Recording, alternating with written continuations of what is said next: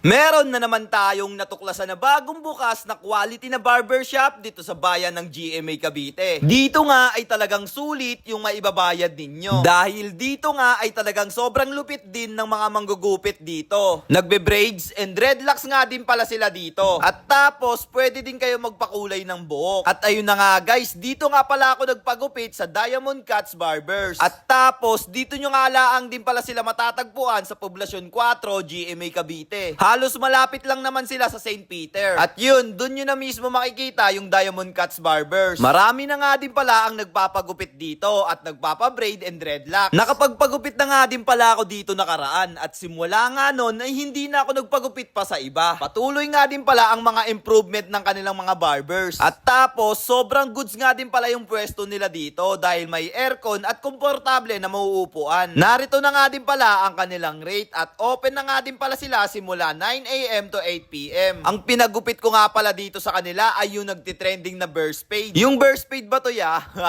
Alam nyo ba yun?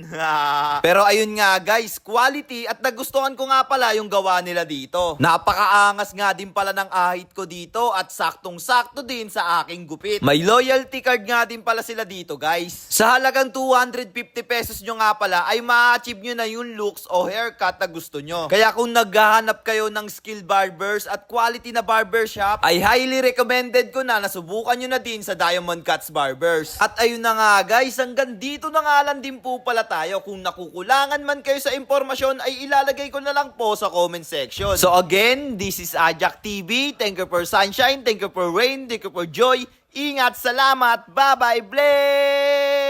Magpagupit na kayo dito sa Diamond Cuts Barbers. Let's guys go!